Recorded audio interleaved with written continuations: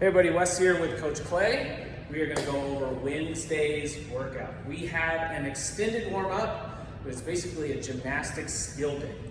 We're going to have some kip swings with a hip drive. It's going to be a little bit new for us, and then also working on some kipping pull-ups. We're going to have options for whether you're hanging from the bar or you need some assistance where your feet are on the ground. So I'm going to have Coach Clay hop up to the bar. We're first going to go over the first movement, which is 5 kip swings. He's going to do 2 or 3 for me. We're trying to keep that active hang as we swing back and forth and have full control. Notice his feet are pointed down into that hollow, especially on that way back. Go ahead, hop down, Coach. Thank you. Trying to maintain that full control. If we feel like we're going into this dead hang or we're starting to Tarzan, let's hop off and get that swing back.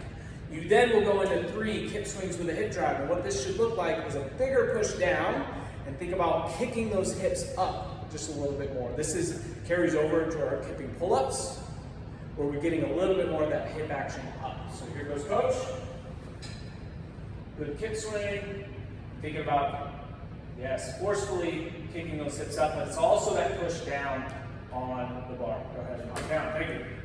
We then want to put it all together and go into our kipping pull-ups. So that hip drive helps us where we're pushing back on the bar, but then right when we get to that point where we're back, we pull ourselves to the bar. More importantly, reverse that process by pushing away so we can go back into our next kip.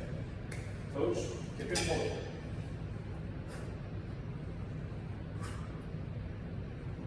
Awesome, thank you. So we're trying to build those skills into our kipping pull-up. Next one Coach is going to show is our jumping version. So we're going to go over to that bar.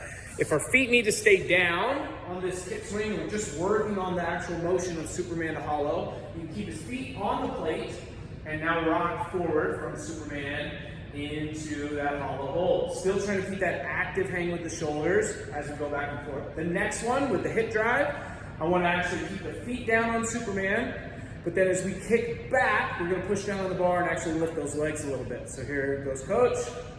Good. You can go even up a little higher if it's more comfortable. Nice. Good. And then the last one will be our kipping jumping pull-up, keeping the feet down through the Superman and then jumping up into that pull-up, back down, and still working on that kip swing, not just going with our straight up and down jump like we've done. Thank you, Coach. Once we get through that, we have a lot of skill work there. We are going to move into a 28-minute cap of a grind workout. This is going to be a difficult one. A lot of movements to work through, and not easy movements to work through. So if we split this workout into 2 parts, we do have meters on the rower, burpees, pull-ups, and box jumps. It then starts over with less meters on the rower, up downs, ring rows, and box jump overs. I want to talk a little bit about the burpees first. So as Coach is going, let's say he's gone through, 30, 40 of his burpees, and he starts to get real tired, and he wants to break them up. Coach is going to stand, and instead of pacing around and not having a plan for rest, what I want you to do is either on the clock, count yourself, maybe it's 7 seconds, maybe it's 10 seconds, maybe it's 15, but have a plan for each time you stop what you're going to do. Maybe it's just counting into your head, or maybe it is turning around, walking a few steps and coming back, but have a plan for how you're going to break them up and then get back to it, so that way we have a set number of rests, okay? I'm just gonna let Coach keep going on burpees. All right, next one, we're gonna talk about box jumps. So in the first half of this, it's actually 40 box jumps at a higher box than normal, but go with what you're comfortable with. But as he jumps up, he's gonna load up, use those arms to swing, stand all the way up, and his jumps will step back down on the same side. It's important on this high number and on a high box to not just land in a full squat. So go ahead and show me one of those, Coach. You're just going to wear yourself out if you're doing a full squat every single time you get up on that box. We do want to stand up all the way.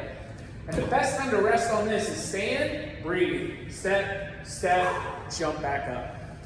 Find that nice steady cadence where you can keep going. You shouldn't have to break these up if you can find a slow enough cadence where you can just keep chipping away. The next one is where we go to 20 box jump overs. This is at the very end of the workout. So if you're feeling really good, you can sprint these. The fastest way to do box jump overs, because you don't have to stand all the way up, is actually a lateral jump. The coach is facing me, and he goes side and hops right off and comes right into the next one. So if you're feeling really good, you could sprint these. The next way to do it would be to face And then you're gonna turn. You could either hop off, but you could turn and step and then be ready to face. A lot of us are stronger in that facing position for a jump.